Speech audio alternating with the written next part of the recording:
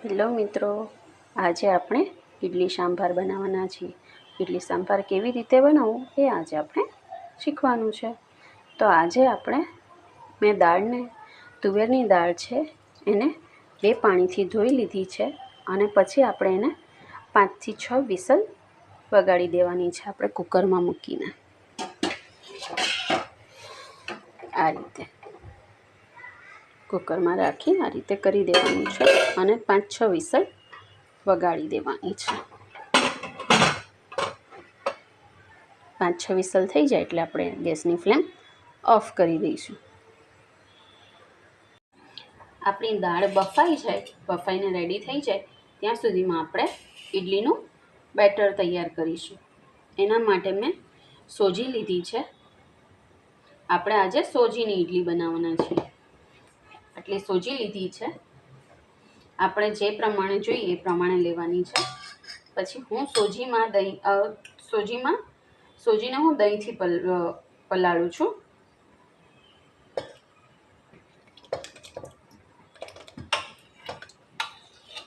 અંદાજે આપણે નાખવાનું છે. થોડું દહીં અને થોડું પાણી લઈને આપણે થોડીક વાર એને રેસ્ટ પર મૂકી દઈશું 15 મિનિટ.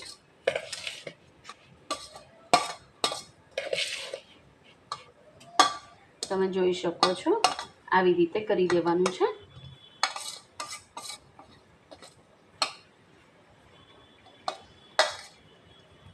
આ થઈ જાય એટલે આપણે થોડીક વારમાં આને પાણી બી એડ કરી દઈશું આમાં.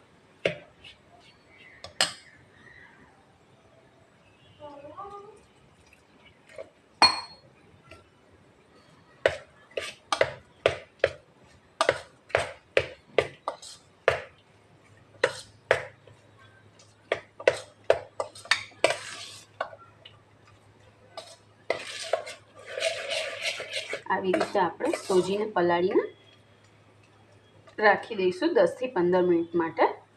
અને આ 10 થી 15 મિનિટ માટે આ પલળે ત્યાં સુધીમાં આપણી દાળ બફાઈને તૈયાર છે. તો આપણે દાળનો વઘાર કરી દઈશું. આને આપણે સાઈડ પર રાખીએ છીએ.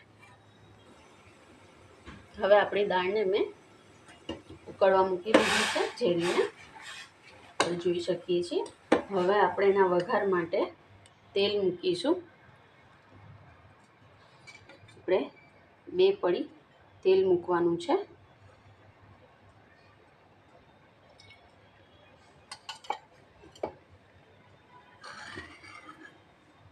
એના માટે મેં ટામેટાં, સૂકા લાલ મરચાં અને લીમડાના પત્તા લઈ લીધા છે. આપણે ગેસ ઓન કરીશું. ટામેટાને ઝીણા ઝીણા કટ કરીને લીધા છે.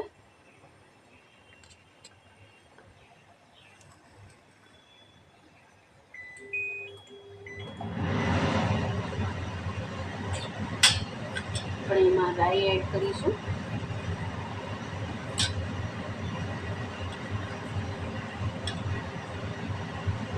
રાઈ આપણી તતડી જાય એટલે આપણે જીરું એડ કરીશું.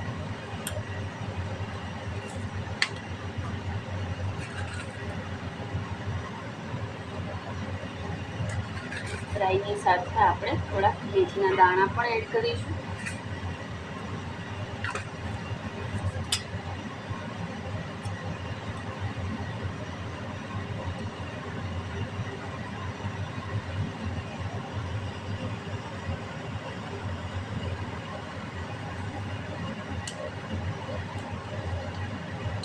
જીરું એડ કરી દઈએ. હિંગ એડ કરી દઈએ.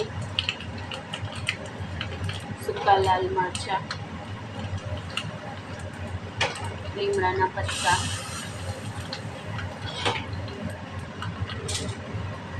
અને ટામેટાં પણ એડ કરી દઈએ. અને એની સાથે આપણે થોડું લાલ મરચું બી આપણું ટેસ્ટ મુજબ લાલ મરચું પણ એડ કરી દઈશું. સંભાર મસાલામાં થોડી જ હળદર નાખવાની હોય છે, વધારે નથી નાખવાની. આપણે બધું સાતળી લઈશું.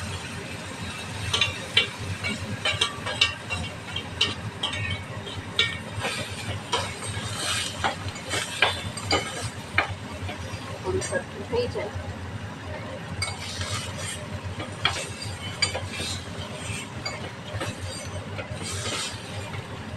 જ આપણે આપણો સાંભાર પાવડર એડ કરી દઈશું. મેં અહીંયા MTR સાંભાર પાવડર લીધેલું છે, તમે જોઈ શકો. 1 ચમચી એડ કરવાનું છે.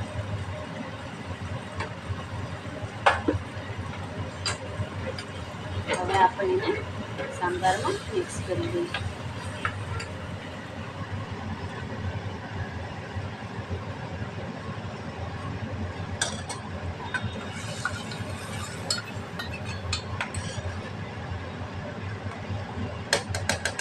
તમે જોઈ શકો છો. હવે આપણે સાંભારમાં ટેસ્ટ મુજબ મીઠું એડ કરી દઈશું.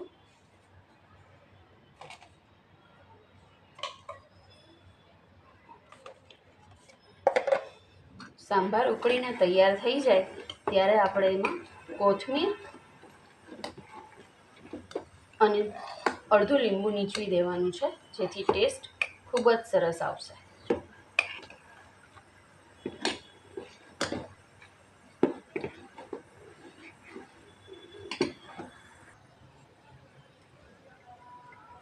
આપણું ખીરું તૈયાર છે. હજી થોડું થીક છે તો આપણે એને પતલું કરી દઈશું. બહુ પતલું નથી કરવાનું, મીડિયમ રાખવાનું છે. આવી જ રીતે આપણે મિક્સ કરવાનું છે, એક જ ડિરેક્શનમાં. હવે આપણે એમાં એડ કરીશું મીઠું અને ખાવાનો સોડા. હું અહીંયા ખાવાનો સોડા યુઝ કરું છું, તમે ઈનો યુઝ કરી શકો છો.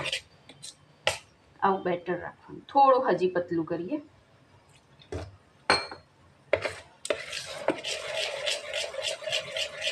તમે જોઈ શકો છો, મેં ઇડલીની થાળીને ગ્રીસ કરીને રાખી દીધી છે.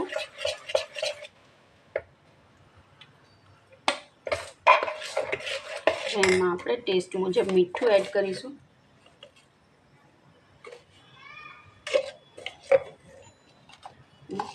લીંબુ સોડા એડ કરી દઈશું. એટલું સોડા 1 ચમચી જ. હવે આપણે એને સરસ રીતે ફેંટી દઈશું.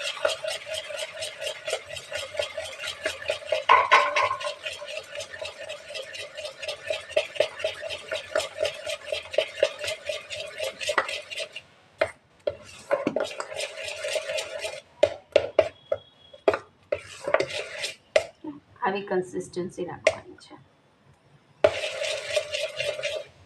આપણે થાળીમાં લઈ લઈશું, ઇડલીની ડીશમાં.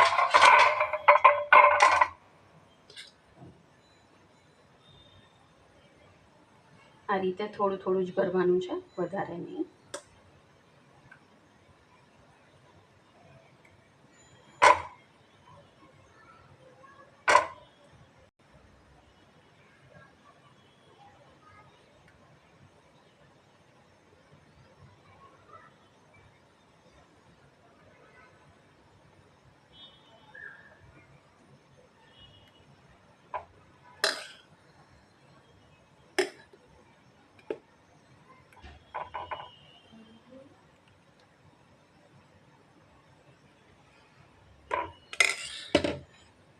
આ રીતે તમે જોઈ શકો છો. મેં ઇડલી કુકરને માં પાણી નાખીને ગરમ કરવા મૂકી દીધું છે. આપણે એમાં મૂકી દઈશું. બંને પ્લેટ્સ આપણે આ રીતે મૂકી દેવાની છે અને કવર કરી દઈશું. ઓકે, 5 મિનિટ આપણે આને આવી રીતે થવા દઈશું, સ્ટીમ થવા દઈશું, અને 5 મિનિટ પછી આપણે એને ખોલીશું. તો મિત્રો, આપ જોઈ શકો છો આપણી ઇડલી તૈયાર છે. હવે આપણે એને અનમોલ્ડ કરીશું. પણ આપણો સાંભાર બી રેડી છે, તો આપણે એમાં કોથમીર એડ કરી દઈશું અને લીંબુ પણ એડ કરી દઈશું.